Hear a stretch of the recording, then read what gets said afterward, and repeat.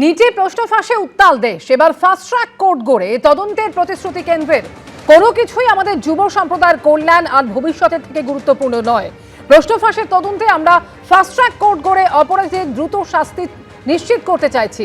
যারা আমাদের যুব সম্প্রদায়ের ভবিষ্যৎ নষ্ট করতে চায় তাদের ছাড়া হবে না, এক্স চ্যানেলে পোস্ট করলেন প্রধানমন্ত্রী নরেন্দ্র মোদী।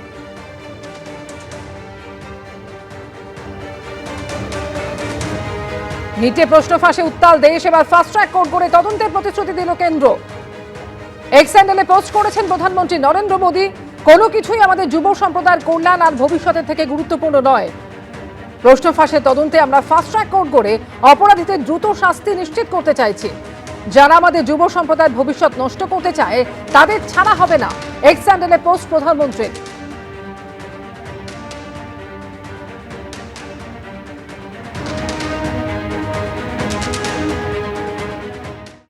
ভাইপোপন্থী তৃণমূলের নামো নিশান পশ্চিমবঙ্গে থাকবে না।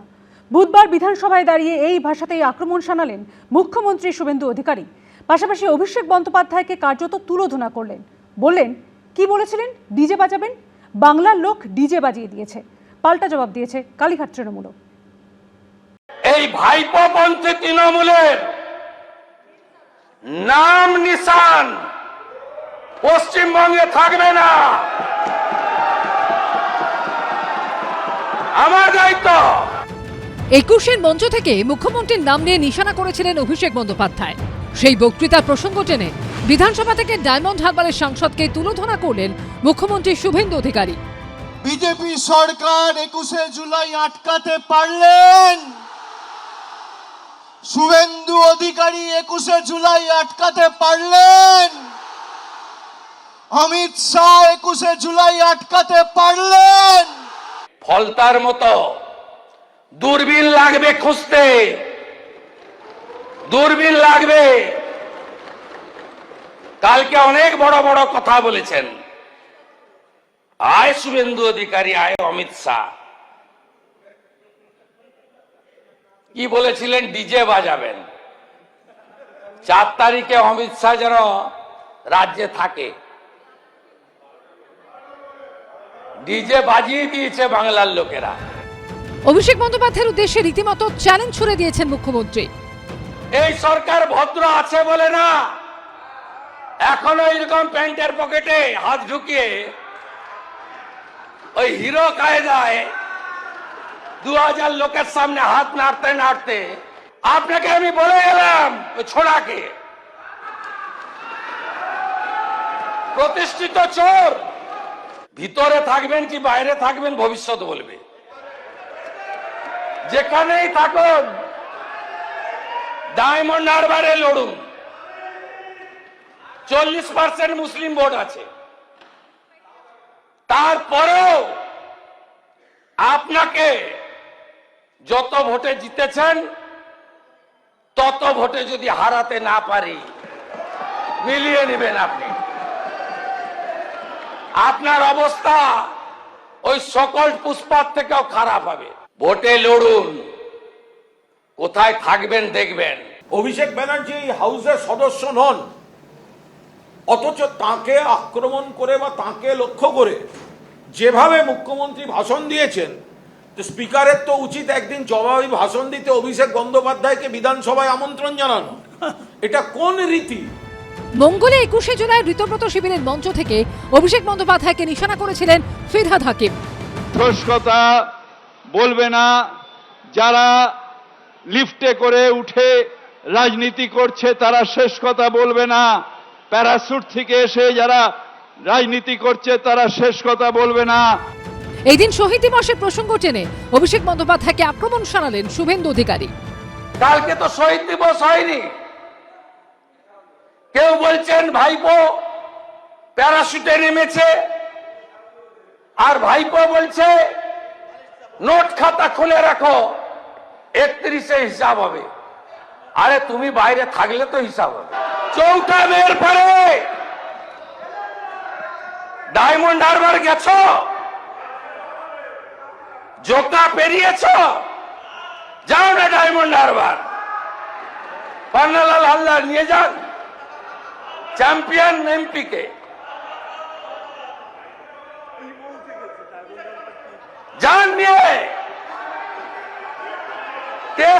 অ্যারেস্ট হয়েছিল ফলতায় টেস্ট কেস। আরে আপনি এমপি, আঞ্চলিক দলের সর্বভারতীয় সাধারণ সম্পাদক, গরুর গাড়ির হেডলাইট, কোন ভোটে জিততে পারবেন না, কোন ভোটে। ওই লম্ফ জম্প। কখনো কালীঘাট তৃণমূল, কখনো ঋতব্রত তৃণমূল শিবির, তো কখনো মুখ্যমন্ত্রী শুভেন্দু অধিকারী। ঘরে বাইরে নিশানায় অভিষেক বন্দ্যোপাধ্যায়, উজ্জ্বল মুখোপাধ্যায়, কৃষ্ণেন্দু অধিকারী ও আশাবুল হোসেনের রিপোর্ট, এবিপি আনন্দ। কোনোদিন আসতে পারবেন না, আপনাকে ফিরতে দেবে না অতীত। বিধানসভা থেকে এই ভাষাতেই মমতা বন্দ্যোপাধ্যায়কে আক্রমণ শানালেন শুভেন্দু অধিকারী। টানলেন 21শে জুলাইয়ের প্রসঙ্গ। পাল্টা জবাব দিয়েছে কালীঘাট তৃণমূল শিবিরও।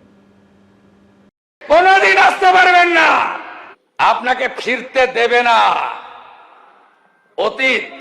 আপনাকে ওই বিকালবেলা চপ খেতে খেতে ফেসবুকই করতে হবে। ভোটে ভরাডুবির পর ছাড়খাড় হয়ে গেছে মমতা বন্দ্যোপাধ্যায়ের দল। তৃণমূল নেত্রীর সমালোচনা করছেন তারই একদা স্নেহভাজন থেকে সতীর্থরা। মঙ্গলবার ছন্ন ছাড়া 21শে জুলাই দেখল রাজ্যবাসী। এরই মধ্যে বুধবার বিধানসভা থেকে 21শে জুলাইয়ের প্রসঙ্গ টেনে মমতা বন্দ্যোপাধ্যায়কে নিশানা করলেন শুভেন্দু অধিকারী। আটকাতে পারলে আটকান, রুখতে পারলে রুখে দেখান।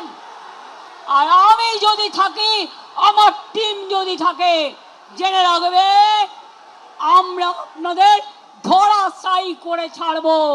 আর চোর ডাকাত গদ্দারদের ছেড়ে কথা বলবো না।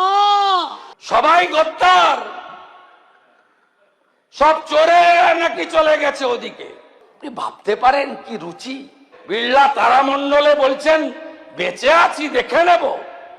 আরে বেঁচে থাকতে থাকতে প্রাক্তন হয়েছেন, বেঁচে থাকতে থাকতে আপনি যে প্রতিষ্ঠিত চোর এটা প্রমাণ করব। বেঁচে থাকতে থাকতেই দেখে যাবেন সব। মমতা বন্দ্যোপাধ্যায়ের উদ্দেশ্যে চ্যালেঞ্জ ছুড়ে দিয়েছেন শুভেন্দু অধিকারী। আপনি কি ভাবছেন আমি ছেড়ে দেব? সব এফআরটিকে নতুন করে রিইনভেস্টিগেট করতে হবে। ফুটানি ইন্টারন্যাশনাল লিডার, নিজের ওয়ার্ড জিততে পারে না। ভগবানের এমন মার, মিত্র ইনস্টিটিউশনে 4টে বুথে হারা। যত মুখ বন্ধ রাখবেন ততই আপনার মঙ্গল। রাজনীতির লড়াইয়ে ঢুকে পড়ছে বাঘও। সে আজকে লড়ে যাচ্ছে বাঘের মতো, এরাই লড়বে। তার কারণ এরা 50 বছর আগামী দিন রাজনীতি করবে। পিসি বলে 400 মামলা,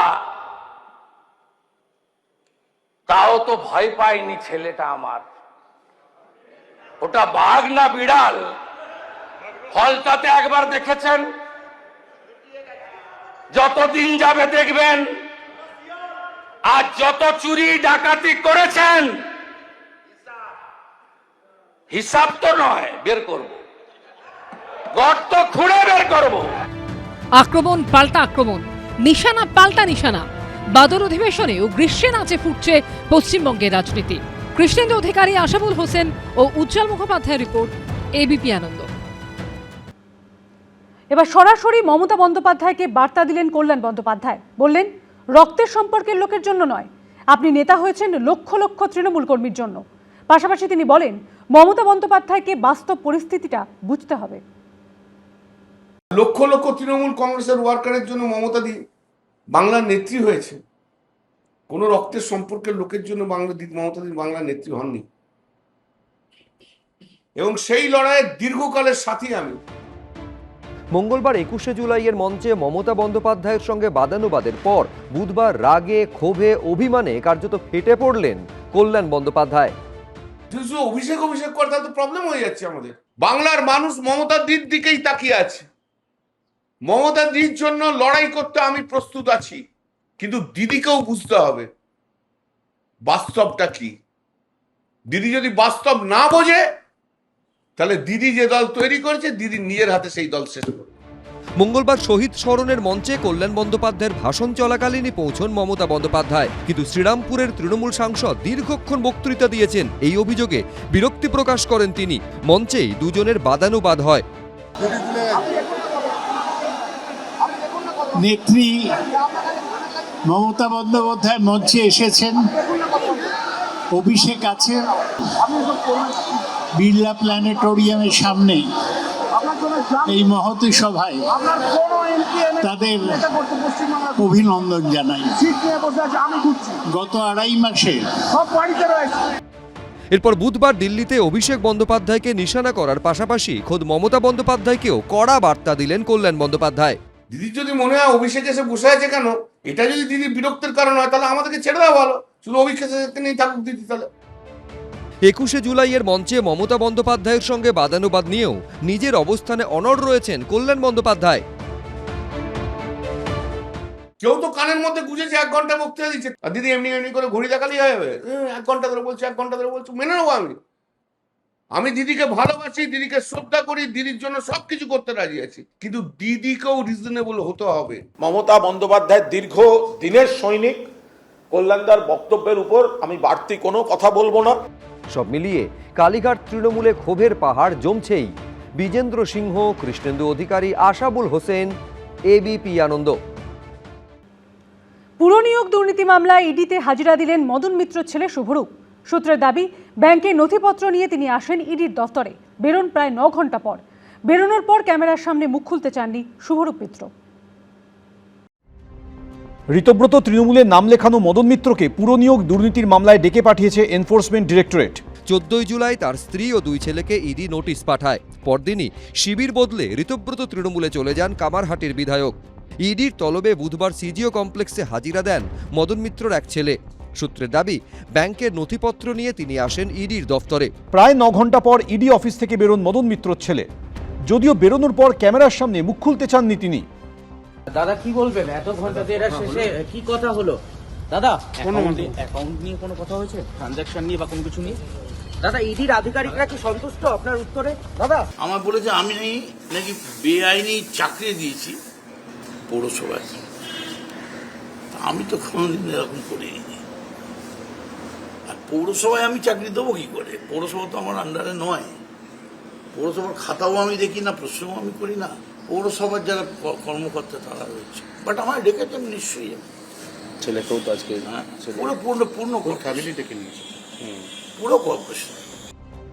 বিধানসভা ভোটে তৃণমূলের ভরাডুবির পর তৃণমূল যখন ভেঙে চুরমার, তখনও মমতা বন্দ্যোপাধ্যায়ের পাশেই ছিলেন মদন মিত্র। কিন্তু পুরনিয়োগ দুর্নীতি মামলায় স্ত্রী ও 2 ছেলেকে ইডির নোটিশের পরই রাতারাতি ছবিটা বদলে যায়। 14 জুলাই মদন মিত্রর স্ত্রী ও 2 ছেলেকে তলব করে নোটিশ পাঠায় ইডি। সেই রাতেই ঋতব্রত তৃণমূলের বিধায়ক সন্দীপন সাহার সঙ্গে দেখা করতে তার বাড়িতে পৌঁছে যান মদন মিত্র। সন্দীপন সাহার বাড়িতে আমি স্বর্ণদার সঙ্গে দেখা করতে গিয়েছিলাম। স্বর্ণদা অনেকদিন বাদে, কোনোদিন আসিস না, আড্ডা মারবো, ফিশ ফ্রাই খাওয়াবো, আয়। ঢুকে পড়লাম, দেখা হলো, কথা হলো। পরদিন দুপুরে নিজেই গাড়ি চালিয়ে পৌঁছে যান বিধানসভায়। তারপর শটান বিরোধী দলনেতা ঋতব্রত বন্দ্যোপাধ্যায়ের ঘরে।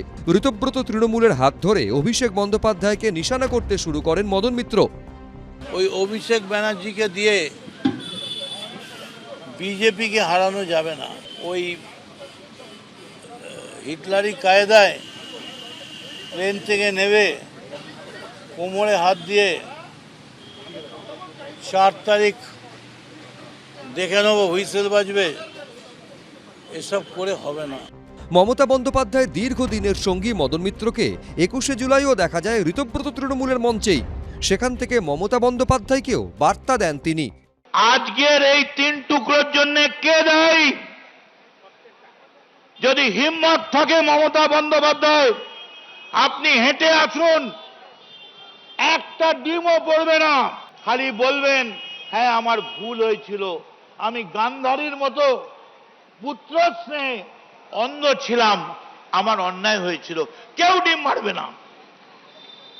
আপনি একবারও ভাবলেন না দলটার কথা? এই ডেকে পাঠানো আবার কি?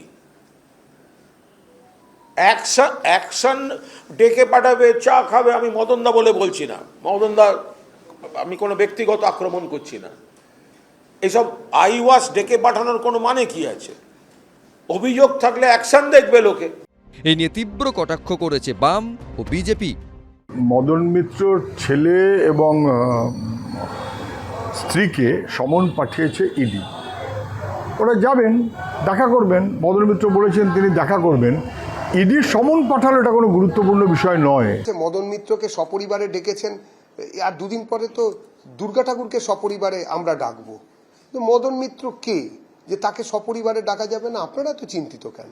মদনবাবু খুশি আছেন, তার বাড়ির সবাই খুশি আছেন, আপনাদের এত সমস্যা কি? ডাক পেয়েছেন, যাবেন, যদি না যান প্রশাসন ব্যবস্থা নেবেন।